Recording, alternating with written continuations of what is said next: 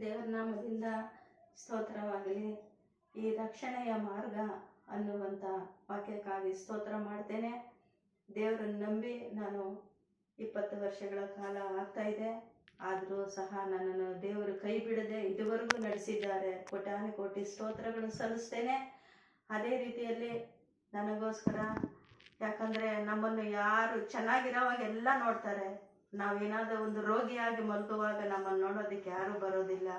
ಆದರೆ ನನ್ನ ಜೀವಿತದಲ್ಲಿ ನನಗೆ ನಮ್ಮ ಮನೆಯಲ್ಲಿ ನಮ್ಮ ಯಜಮಾನರಿದ್ದರು. ಅವರು ಇದ್ದಾಗ ಆರಾಧನೆ ಎಲ್ಲ ಮಾಡ್ತಾ ಇದ್ವಿ. ಆಮೇಲೆ ಅವರು ತೀರ್ಕೊಂಡ್ರು.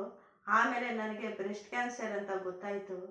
ಆಗ ನಾನು, ದೇವರೇ ನಾನೊಂದು ವಿಧವೆ, ನಾನು ಏನು ಮಾಡೋದು ಅಂತೇಳ್ಬಿಟ್ಟು ಕಣ್ಣೀರಿಂದ ಇರುವಾಗ ದೇವರು ನನಗೋಸ್ಕರ ಒಂದು ಬಾಗಿಲು ತೆರೆದ್ರು. ಯಾಕಂದರೆ ಈ ಲೋಕದಲ್ಲಿ ನಮಗೆ ಸಹಾಯ ಮಾಡೋಕ್ಕೆ ಯಾರೂ ಇಲ್ಲ. ನನಗೆ ಆಪ್ರೇಷನ್ ಮಾಡಬೇಕು ಅಂತ ಹೇಳಿದ್ರು. ಆವಾಗ 50,000 ಆಗುತ್ತೆ ಅಂತ ಹೇಳಿದ್ರು ಸರ್ಜರಿ ಮಾಡೋದಕ್ಕೆ. ನಾನು ಆವಾಗ ನನ್ನ ಬಂಧುಗಳ ಹತ್ರ ಹೋದೆ, ಎಲ್ಲರನ್ನೂ ಕೇಳಿದೆ, ಯಾರು ನನಗೆ ಸಹಾಯ ಮಾಡಲಿಲ್ಲ.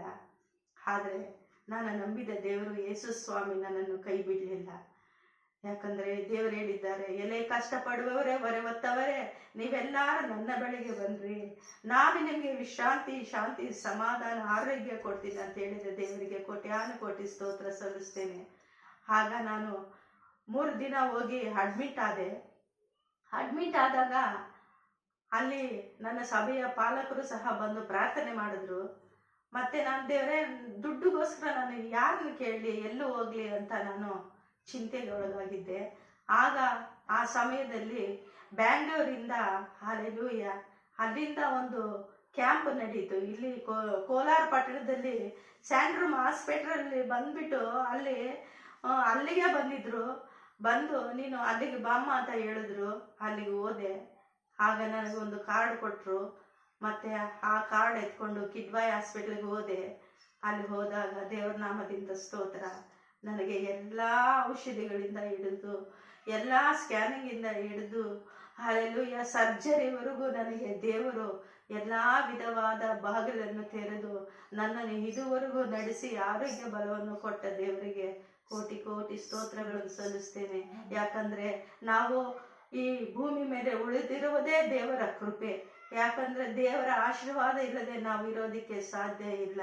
ದೇವ ಮಕ್ಕಳೇ, ಇವತ್ತು ನಮಗೆ ಕಷ್ಟ ಇರ್ಬೋದು, ಕಣ್ಣೀರಿರ್ಬೋದು, ರೋಗ ಇರ್ಬೋದು, ಸಾಲ ಇರ್ಬೋದು, ಪ್ರತಿಯೊಂದು ನಮಗೆ ಇರುವಂಥ ನೋವುಗಳು ಇದ್ರೇನು ಯೇಸು ಸ್ವಾಮಿ ಅದರಿಂದ ನಮ್ಮನ್ನು ಬಿಡುಗಡೆ ಕೊಡ್ತಾರೆ. ನನಗೆ ಕೊಟ್ಟಂಥ ಬಿಡುಗಡೆ ನಿಮಗೂ ಸಹ ಕೊಡ್ತಾರೆ. ಯಾಕಂದರೆ ನಮ್ಮ ಯಜಮಾನರು ಸಹ ರಕ್ಷಣೆ ಒಂದೇ, ಅವರು ಪರಲೋಕಕ್ಕೆ ಹೋದರು. ಅದಕ್ಕಾಗಿ ಸ್ತೋತ್ರ. ನಮಗೆ ಈ ಲೋಕದಲ್ಲಿ ಏನು ಇಲ್ಲ ಅಂದ್ರೂ ನಮಗೆ ದೇವರು ಆರೋಗ್ಯವನ್ನು ಕೊಟ್ಟಿದ್ದಾರೆ. ಆ ಆರೋಗ್ಯವನ್ನು, ಸಮಯವನ್ನು ದೇವರಿಗಾಗಿ ಸಮರ್ಪಿಸಿ ನಾವು ಜೀವನ ನಡೆಸೋಣ ಅಂತ ದೇವರ ನಾಮದಲ್ಲಿ ನಾನು ಬೇಡ್ಕೊಳ್ತೇನೆ. ಅದೇ ರೀತಿಯಲ್ಲಿ ನಮ್ಮ ಯಜಮಾನರು ಗೌರ್ಮೆಂಟ್ ಕೆಲಸ ಮಾಡೋವಾಗ ಅದನ್ನೂ ಬಿಟ್ಟರು. ನಮ್ಮ ಅತ್ತೆ ತೀರೋದ್ಮೇಲೆ ಕೆಲಸನೇ ಬಿಟ್ಬಿಟ್ರು. ಊಟಕ್ಕೆಲ್ಲ ನಮಗೆ ತುಂಬ ಕಷ್ಟ ಆಗ್ತಾಯಿತ್ತು. ಆಗ ನಮ್ಮ ಮನೆಯವರು ಒಂದು ಇದ್ರ ಹತ್ರ ಹೋಗ್ಬಿಟ್ಟು, ನಾನು ರಕ್ಷಣೆ ಹೊಂದಿದ ಸಮಯದಲ್ಲಿ ನಾನು, ದೇವರೇ ನಮ್ಮ ಯಜಮಾನ್ರು ಕೆಲಸ ಬಿಟ್ಟಿದ್ದಾರಲ್ಲ ಅಂತ ಆವಾಗ ನಾನು ಯೇಸು ಸ್ವಾಮಿ ನಂಬಿ ನಮ್ಮ ಯಜಮಾನ್ರಿಗೆ ಮತ್ತೆ ಕೆಲಸ ಬೇಕು ಅಂತ ಸಹ ಕೇಳಿದೆ. ದೇವರು ಆ ಕೆಲಸ ಸಹ ಕೊಟ್ಟರು. ನಾನು ಹೋಗಿ 1-2 ವಾರದಲ್ಲಿ ಉಪವಾಸ ಪ್ರಾರ್ಥನೆಯಲ್ಲಿ ಮಾಡೋವಾಗ ಖಂಡಿತ ದೇವರು ಅವರಿಗೆ ಮತ್ತೆ ರಿಪ್ಲೈ ಬಂತು, ಕೆಲಸಕ್ಕೆ ಬನ್ನಿ ಅಂತ ಕೆಲಸ ಕೊಟ್ಟರು.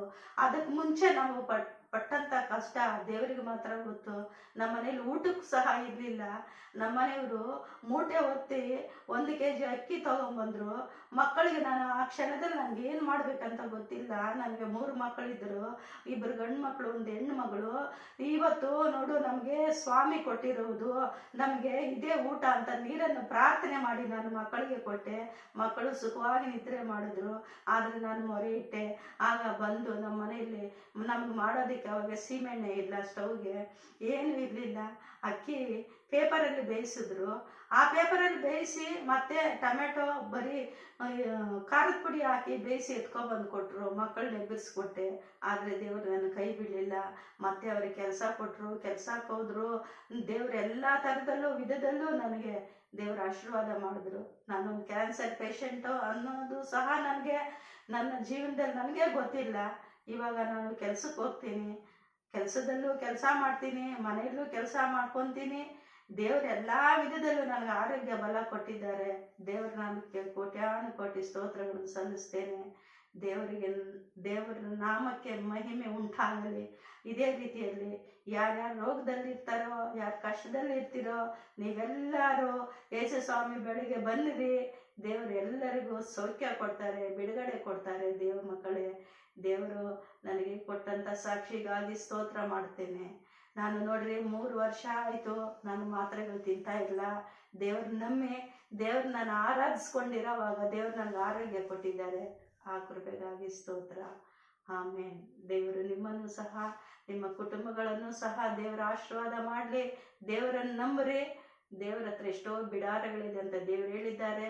ಆ ಪರಲೋಕ ರಾಜ್ಯದಲ್ಲಿ ನಾವು ಹೋಗಿ ಎಲ್ಲರೂ ಸೇರಿ ದೇವರನ್ನು ಆನಂದವಾಗಿ ಕೊಂಡಾಡೋಣ. ಆಮೇನ್.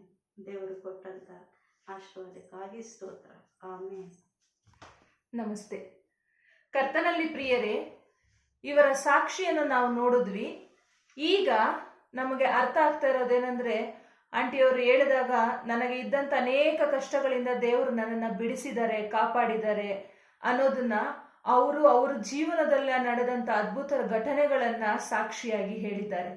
ಈಗನೂ ಅಷ್ಟೇ, ನೀವೆಲ್ಲರೂ ನಂಬುವುದಾದರೆ ನಿಜವಾಗ್ಲೂ ಯೇಸು ಸ್ವಾಮಿಯಿಂದ ನಾವು ರಕ್ಷಣೆ ಹೊಂದುತ್ತೀವಿ, ನಮ್ಮ ಪಾಪಗಳ ಕ್ಷಮಾಪಣೆ ಆಗ್ತದೆ, ನಮಗೆ ಎಲ್ಲಾ ರೀತಿಯ ಸಾಲಗಳಿಂದ ಬಿಡುಗಡೆ ಸಿಗ್ತದೆ. ಏನೇ ಕಷ್ಟ ತೊಂದರೆ ಇರಬಹುದು, ನಂಬಿದರೆ ಖಂಡಿತ ದೇವರು ಯಾರ ಮೂಲಕನಾದ್ರೂ ಬಂದು ನಿಮಗೆ ಬೇಕಾದಂತಹ ಎಲ್ಲಾ ರೀತಿಯ ಬಿಡುಗಡೆ ಆಗಿರ್ಬೋದು, ಕಷ್ಟಗಳ ಪರಿಹಾರ ಆಗಿರ್ಬೋದು, ಜೀವನ ನಡೆಸೋದಿಕ್ ಬೇಕಾದಂತ ಒಳ್ಳೆ ದಾರಿ ಆಗಿರ್ಬೋದು, ಖಂಡಿತ ಅವರು ತೋರಿಸ್ತಾರೆ. ನಂಬಿದರೆ ನೀವು ಖಂಡಿತ ರಕ್ಷಣೆನ ಕಾಣ್ತೀರಿ, ನಂಬಿದರೆ ಅದ್ಭುತವನ್ನ ಕಾಣ್ತೀರಿ. ಯಾಕಂದ್ರೆ ಯೇಸು ಸ್ವಾಮಿ ಜೀವಿಸ್ತಾ ಇರೋ ದೇವರು, ಪ್ರಾರ್ಥನೆಗಳಿಗೆ ಉತ್ತರಿಸೋ ದೇವರು, ಪಾಪಿಗಳಾದಂಥ ನಮ್ಮೆಲ್ಲರನ್ನು ಪ್ರೀತಿಸಿ ರಕ್ಷಿಸಲು ಬಂದಂಥ ದೇವರು. ಹಾಗಾಗಿ ಇವರ ಸಾಕ್ಷಿಗಾಗಿ ದೇವರ ನಾಮಕ್ಕೆ ಕೋಟಿ ಕೋಟಿ ಸ್ತೋತ್ರ. ನೀವು ಸಹಿತ ನಂಬಿ ಪ್ರಾರ್ಥನೆ ಮಾಡ್ರಿ. ಒಬ್ರು ನಮಗೋಸ್ಕರ ಪ್ರಾರ್ಥನೆ ಮಾಡಿದ್ರೇನೆ ದೇವ್ರು ನಮ್ಮನ್ನು ರಕ್ಷಿಸ್ತಾರೆ ಅಂತ ಅನ್ಕೋಬೇಡ್ರಿ. ಪ್ರಾರ್ಥನೆ ಮಾಡಕ್ಕೆ ನನಗೆ ಬರೋದಿಲ್ಲ, ನಾನು ಹೆಂಗೆ ಪ್ರಾರ್ಥನೆ ಮಾಡಲಿ, ದೇವ್ರು ಹೆಂಗೆ ಕೇಳಿಸ್ಕೋತಾರೆ ಅಂತ ಅನ್ಕೋಬೇಡ್ರಿ.